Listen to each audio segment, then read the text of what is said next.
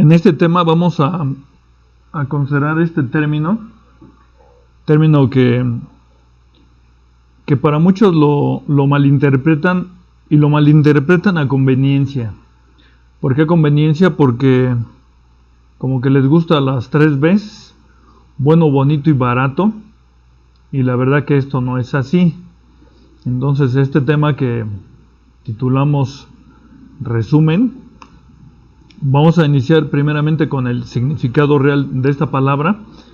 Es una palabra importante, pero que les digo que la malemplean, y no solamente los que entre comillas estudian la escritura, sino incluso hasta los estudiantes en las escuelas también igual les pide uno resumen, y creen que solamente copiar el primer párrafo ya es un resumen. Entonces se malinterpreta completamente este término. Entonces de acuerdo con el significado, dice que resumen es reducir a términos breves y precisos, o considerar tan solo y repetir abreviadamente lo esencial de un asunto o material. Quiere decir que de un contenido lo vamos a simplificar, pero no por simplificar vamos a omitir cosas importantes. Entonces el resumen va a tener esas partes importantes, de tal forma que con eso poco que nos digan se entiende casi todo lo demás del contenido que tiene ese material. Entonces dice aquí convertirse, comprenderse, resolverse una cosa en otra. También lo dice así el diccionario. Pero bueno, vamos a ver desde su raíz este término que viene del griego, y es paradójico, porque resumir, que estamos diciendo, debe ser en pocas palabras lo que se expresa de un contenido grande, hacerlo más pequeño. Y es interesante porque esta palabra de resumir, que viene de esta palabra griega, y vean de cuántas letras es, parece que no se está hablando del tema de resumir, porque está una palabra grandotota, y esta palabra hasta cuesta un poquito de trabajo leerla: anakephalaiomai. Y en este término griego está expresado lo que es resumir. Entonces, solamente para que recuerden las letras griegas, hacemos esto. Y este término del cual se obtiene la palabra resumir, que insistimos, no tiene nada de resumido el término en griego, porque está bien largote, está complicado de pronunciarlo, y dice que significa unir, resumir, recapitular, juntar, englobar, reunir. Eso es lo que significa este término griego, anakephalaiomai.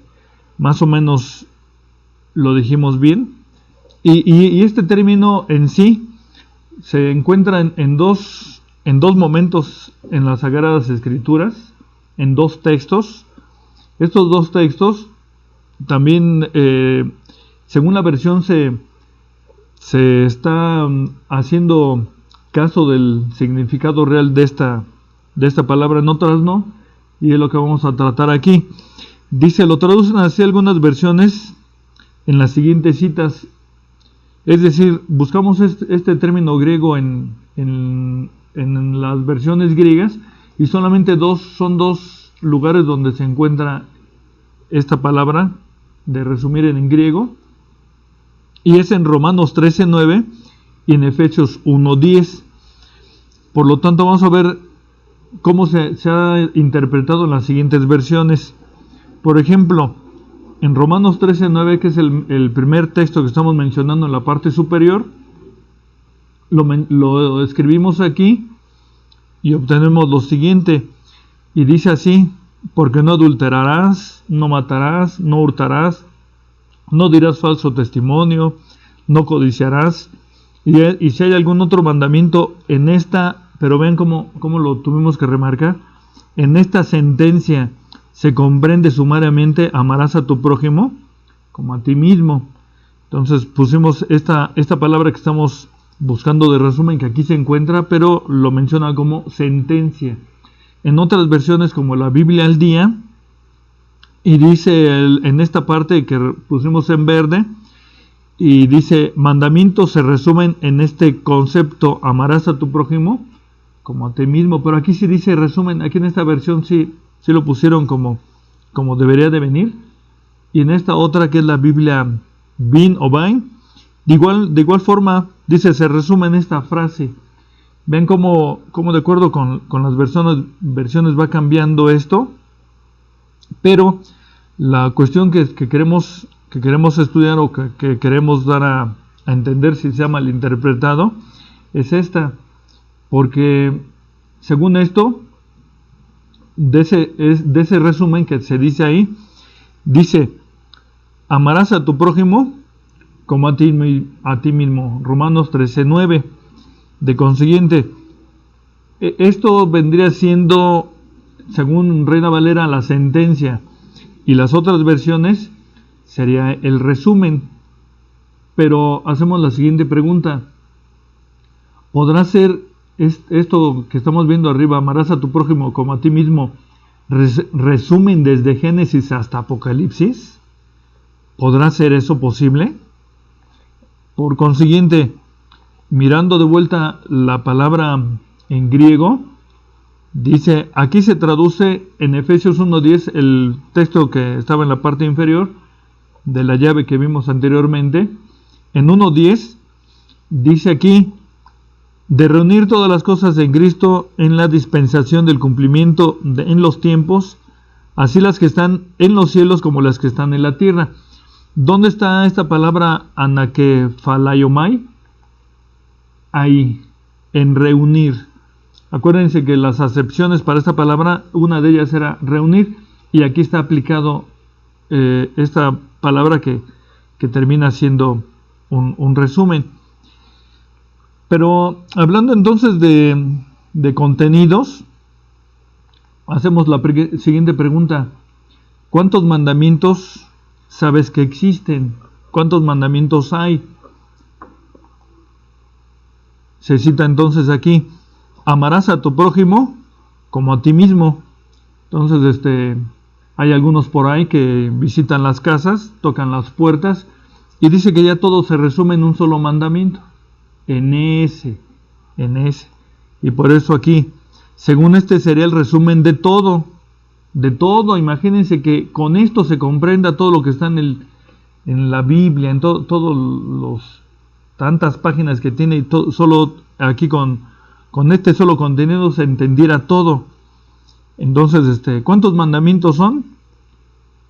Serían 2 entonces. Algunos dicen que son 2, y mencionan también algunos de los que tocan puerta en puerta. Dice: oye Israel, el Señor nuestro Dios, el Señor uno es. Y el segundo mandamiento: amarás a tu prójimo como a ti mismo, de acuerdo con la cita de Marcos 12, 29 al 31.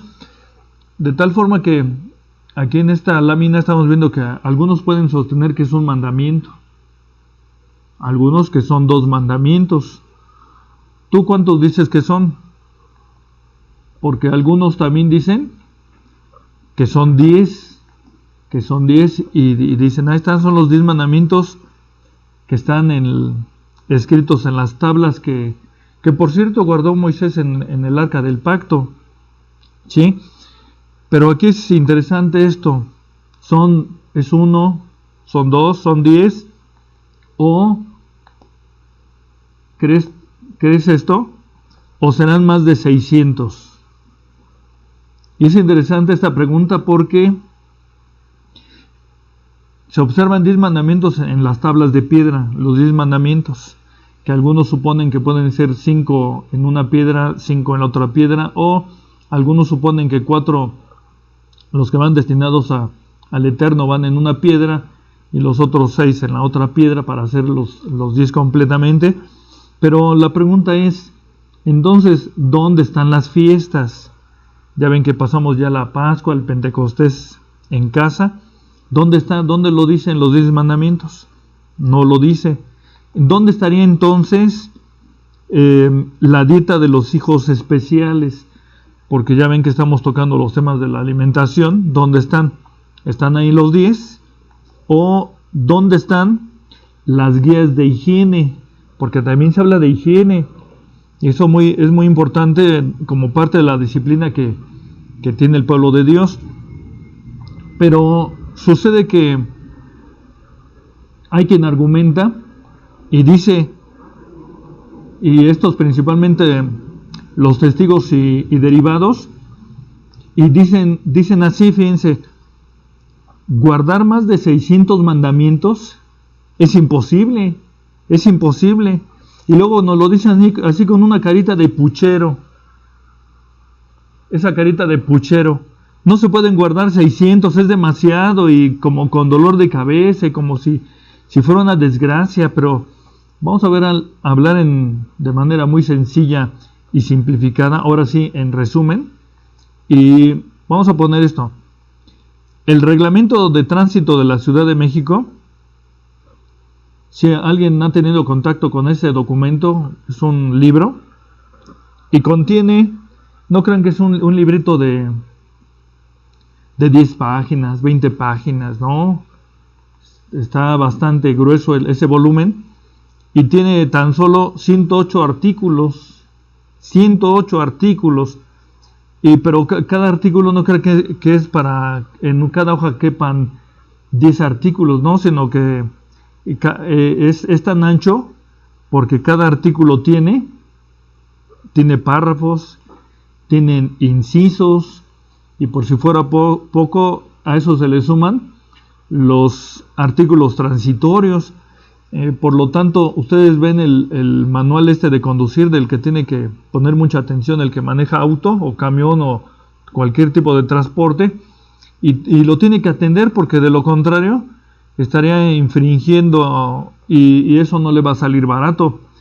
Pero en este caso, cualquiera que dijera, bueno, yo no tengo auto, pero si vives aquí en México, tienes que conocer entonces lo que es la Constitución de los Estados Unidos mexicanos. Esta Constitución también incluso, fíjense, contiene 136 artículos, y también es un grueso tremendo, pues hay personas que se dedican toda su vida a estudiarlo, los que estudian el derecho, los abogados. Ellos hay veces que ni lo alcanzan a saber porque dicen que no, cómo van a comprender tanto, pero realmente un buen abogado sí se lo tiene que saber, porque tiene que defender a los que lo contraten. Entonces tiene 136 artículos, y cada artículo también, si lo ven ustedes ahí en el internet o tienen el libro de la Constitución, tiene párrafos, muchos párrafos, tiene también muchos incisos, y tiene además los artículos transitorios, y además las fracciones. Entonces contiene muchísima información. Entonces todo eso lo tenemos que saber como ciudadanos, y como tales, pues tenemos que saber cuáles son nuestros derechos, nuestras obligaciones. Pero imagínate que te espantas como los que están haciendo pucheros de tantos mandamientos, pero ya tienes que saber entonces, si manejas auto, todo el reglamento. Si eres ciudadano sin auto, pero también hay derechos y obligaciones como ciudadano que anda a pie. Y ya vimos esto de la Constitución de los Estados Unidos mexicanos, y te cansas de ver tanto artículo, tantas cosas que tienes que observar, y luego, ¿qué crees? Que supongamos que de pilón llegas a tu casa, vas llegando a tu casa, y se te ocurre en ese momento, porque ya vienes fastidiado de saber tanto, de tantos mandamientos, tantas leyes, tantos artículos, fracciones, incisos y demás, y te das un baño, te bañas, y te saca tu mamá un catálogo de cosas como esta: seca el baño, baja la palanca del inodoro, pon la toalla en su lugar. Y otra vez el dolor, la migraña te agarró en la calle porque te estaban diciendo tantas cosas, pues ya ahí viene peor, porque la mamá no para y te dice: ropa sucia en el bote, lávate los dientes, peínate, y que levantas tus... No estamos que se acaba de bañar, o se está bañando o se va a bañar, y le dicen todo esto, y luego viene el 7, el 8, el 9, y el chamaco ya no escucha, la persona ya no escucha, y está ahí haciendo el puchero de chillón, porque es tanta información, pero es algo cotidiano. Entonces hay gente que se espanta con esto, pero la verdad es que todo esto es con el fin de llevar un orden. Vamos a poner un ejemplo de lo que significaría realmente un resumen. Tenemos aquí, por cierto, nos vino a la mente el caso de este librito muy conocido llamado El Principito. Este libro Principito, efectivamente, aquí vamos a ver el resumen. Si se dan cuenta, todos los libros en la contraportada tienen un resumen, si se acordarán. Es muy práctico esto, porque hace que el lector se interese, lo compre y lo lea, y vea realmente todo lo del resumen, porque le llamó la atención. Entonces, este libro llamado Principito tiene un resumen, que es el siguiente. El Principito narra la historia de un piloto que, mientras intenta reparar su avión averiado en medio del desierto del Sahara, se topa con un pequeño príncipe proveniente del asteroide B612, que le pide insistentemente que le dibuje un cordero y que nunca olvida una pregunta. Ya ven cómo son los niños, que se empeñan en una cosa y no la sueltan, y esto es más o menos lo que se resume en este libro del Principito. ¿Por qué lo mencionamos? Porque aquí efectivamente se está viendo un resumen. Y dice aquí: es un libro infantil con más dibujos que textos, con 96 páginas y con muchos dibujitos. Entonces, ¿qué va a pasar aquí? Que hablando de la Biblia, convendría, yo creo, pedirle a un intelectual que efectivamente hiciera un resumen, a ver si puede hacer un resumen de la Biblia, y van a ver que él va a entrar en un conflicto, porque cómo va a ser un resumen de la Biblia si la Biblia está compuesto precisamente de muchos libros. Es la complejidad de la Biblia. Dice aquí que es una biblioteca con 66 libros.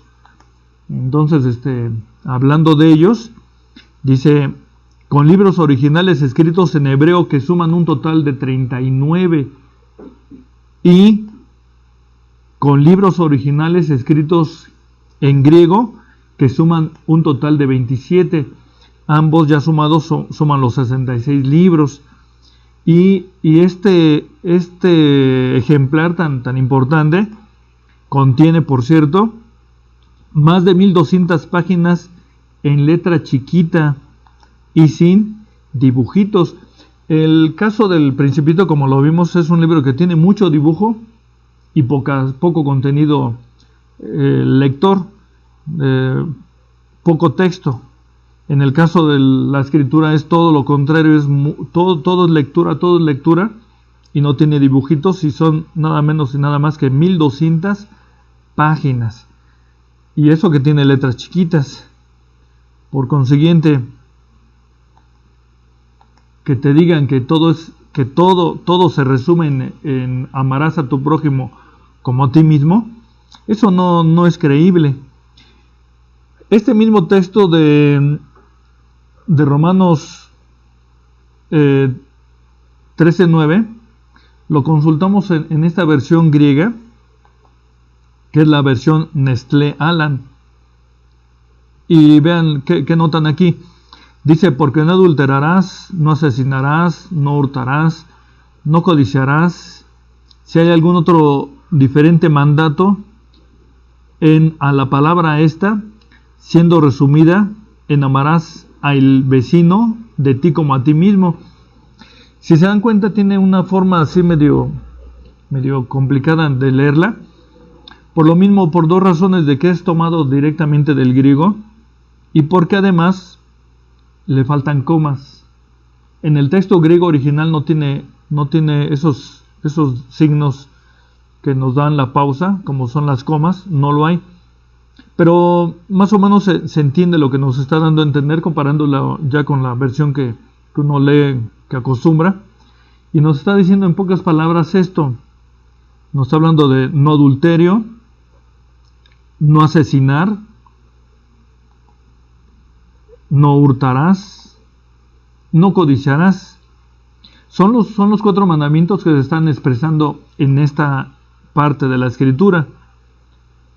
Esos 4 mandamientos, si se dan cuenta, dice aquí, más bien se refiere entonces esto a que es el resumen de estos 4 mandamientos, se refleja en esto.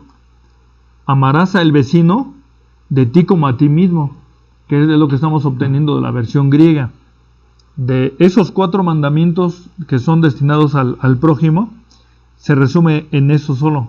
Amarás al vecino como a ti mismo. Y se llega a esta conclusión porque en este de amarás a tu prójimo como a ti mismo o al vecino como a ti mismo, si tomáramos en este caso los 10 mandamientos, pues no se estaría hablando nada respecto a el Eterno. Entonces ya tocamos el texto cuando hablamos del primer mandamiento. ¿Cuál es el primer mandamiento? Y el primer mandamiento no es amarás a tu prójimo.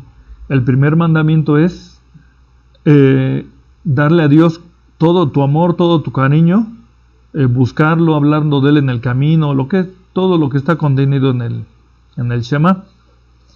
Entonces, pero aquí nos viene a la mente también que en la versión Reina Valera dice aquí una cosa que vamos a deletrear, y dice ahí en esa parte, cuando dice resumir, se acordarán que dice que se comprende sumariamente en una, le dice una sentencia. O sea, una sentencia es algo que ya estás condenado, porque dice así: y si hay algún otro mandamiento, en esta sentencia se comprende sumariamente, amarás a tu prójimo como a ti mismo. Y lo remarcamos efectivamente con otro color en esta sentencia, lo que está diciendo aquí. Por consiguiente, hay que poner mucha atención en esto, de que no nos pueden hablar de que si ahí se está con estos 3 rengloncitos que pusieron, se puede comprender toda la escritura, porque eso no es posible. Entonces, fíjense lo que dice. Vamos a mirar esta parte de Proverbios 3, versículo 1, y dice de esta forma: hijo mío, no te olvides de mi ley, y tu corazón guarde mis mandamientos. Y sigue diciendo aquí Salomón. Se acordarán que mencionamos de él, que ya lo escribió ya siendo anciano, y él recapacita de lo que hizo mal, y él empieza a recomendar al pueblo esto que habla en Proverbios y lo que habla en Eclesiastés. Dice: porque largura de días y años de vida y paz te aumentarán. Misericordia y verdad no te desamparen. Átalas a tu cuello, escríbeles en la tabla de tu corazón. Y dice aquí interesantemente: y hallarás gracia y buena opinión en los ojos de Dios y de los hombres.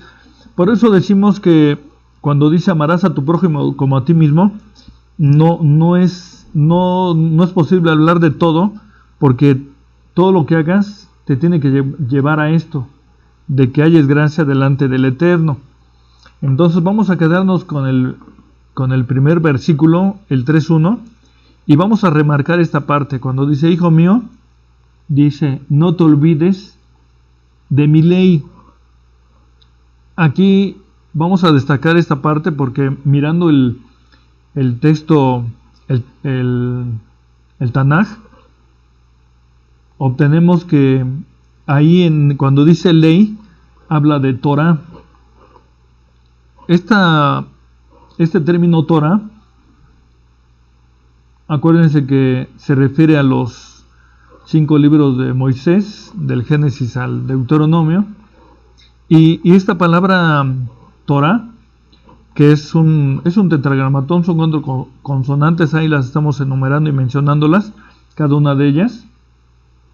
Esta palabra es bastante destacable lo que significa, porque dice, según el diccionario, que implica tener una dirección, una instrucción, una orientación. Esa sola palabrita es lo que nos está haciendo mención. Entonces, es tan importante y en contenido y en todo lo que refleja la Torah, que no se puede resumir definitivamente así como lo dicen algunos, a menos que seas un mal estudiante.